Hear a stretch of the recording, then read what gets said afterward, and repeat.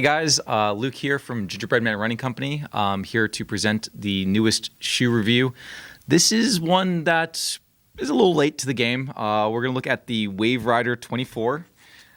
The 24 has been out for, like 8 months, 9 months now. So it's not a review that's very timely, but it is one that I wanted to do specifically. It's a kind of a personal shoe. This is my first running shoe I ever got. When I was a freshman or sophomore in college, I got real bad IT band issues, and I went to a running store up and running out in Valencia, PA, and I went through, I met the owner, and he walked me through, and just like we do here at our store, he fit me for a pair of shoes that helped me get back on track and get rid of my injury and get back to running. And that was the Wave Rider 8. I wore that shoe almost religiously through, sophomore, junior, senior year. But since then, I've kind of branched out to try some other things. But it's always fun to kind of revisit like your first love. And things have changed quite a bit since then. It's been 16 generations since then. But we're looking at the 24 and then the Wave Knit 24 as well.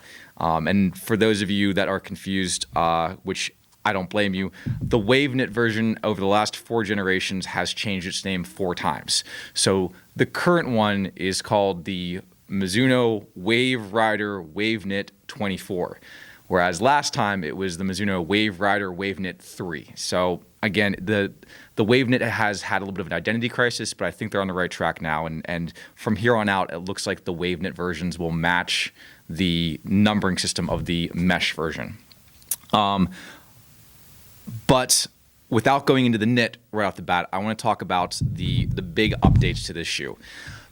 There's a lot of them. The biggest one is that Mizuno is rolling out their first brand new foam in 5 years. It's called Energy Foam.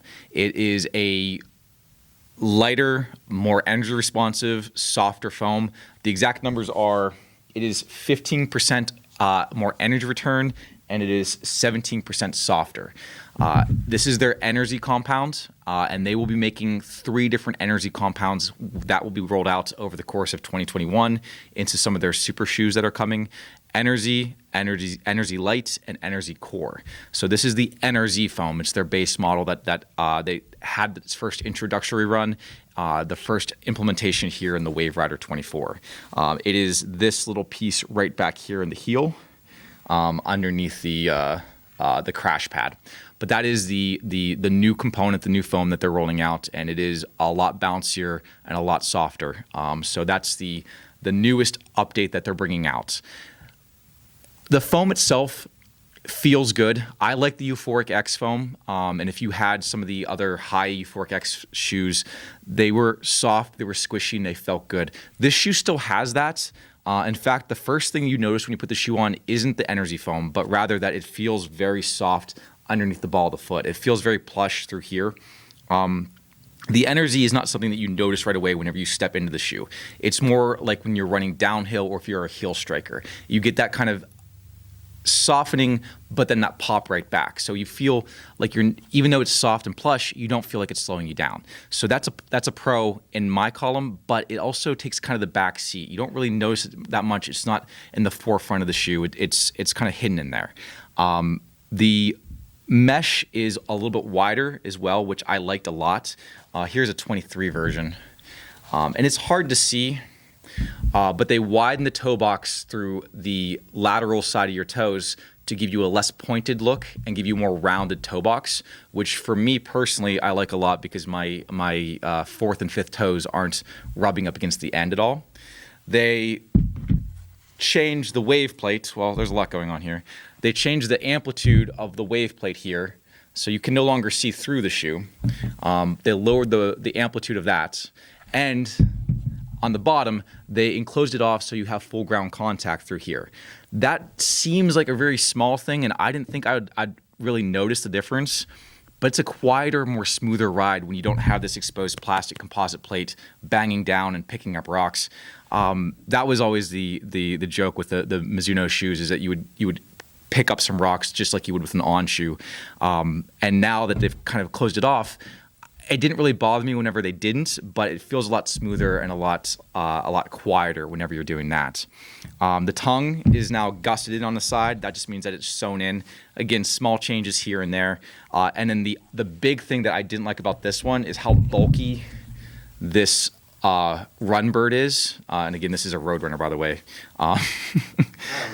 Yeah, this Roadrunner in this one is plastic and it's sewn on and it's very hard and unpliable. They've gone back to more of a press-on logo that gives you a lot more adaptability and it moves with your foot a lot nicer. So everything so far has been a very nice pro. Things have gone very well for this shoe. The only con is that the heel feels really kind of loose still. There's not a lot of padding back here, and you don't really feel like it hugs your foot great around that ankle. Again, that's a small complaint. You can cinch it up a little bit. I mentioned that there's a lot going on with the different foams, and it doesn't really feel all in one piece. It's a little uneven, but again, it's not a bad thing. It just gives you different zones for different foot strikes, whether it's heel or forefoot. They both kind of do their own thing differently.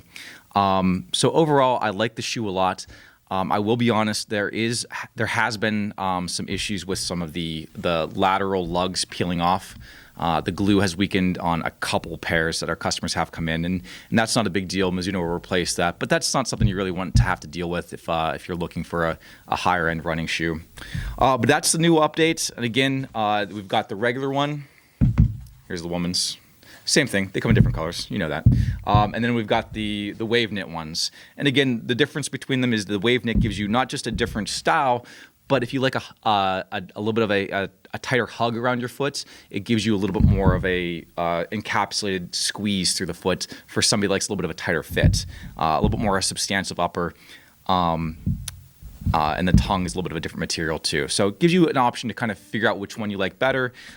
Here at the store, the mesh ones have been doing a little bit better. I'd say about 60% of the business has been regular mesh. But since they even the price out at $130 for either of them, it's been pretty consistent between the two. So again, I guess the specs shoe, $130. It is a neutral shoe for somebody looking for an everyday trainer. The nice thing about this one is because they're starting to add that up-tempo kind of foam into it, it does go to that higher speeds pretty nicely. Sometimes you do lose a little bit at those longer runs. So in some of my longer runs where I was out past like double digits, it did feel a little kind of deadening off towards the end of the run. But it can handle a lot of different paces for that one. Weight-wise, there is a discrepancy between the mesh and then the knit. This guy's 9.6. This guy's 10.1 for a men's shoe. Women's, and again, same thing, 8.3, 8.5. So the knit ones do weigh a little bit more with a different material.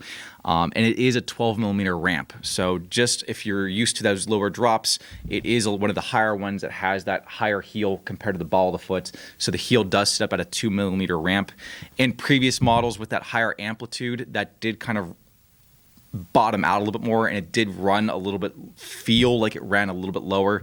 So a 12 millimeter ramp back in the old one might have felt a little bit like a 10, but you do notice the ramp in this guy a little bit more because with the amplitude being softened, it doesn't give as much. But again, all in all, I have to say I like the shoe a lot. Any production issues they have with glue through here is something that they are obviously going to fix as they kind of move through the production line, and it shouldn't dissuade you for that reason alone. But try it on, check it out yourself, see if it's right for you. Again, it's a nice blend of everyday comfort plus some lightweight speed. Anything I'm forgetting, Zach? Thanks, Brandon, as always, for your intro and outro music. Brandon from That Painful Music is a friend of the store and a good drinking buddy that has shared some of his music that he's made during this quarantine lockdown. I think we're good. As always, if you can't shop here, just shop local. There's a lot of great stores out there that would love to help you find your girlfriend, your first love. Take the extra time to walk you through the process and see what's out there. But other than that, have a great day. Enjoy the thawing out of what hopefully will be a great spring and track season out here in Pennsylvania. But take care, and we'll see you guys later.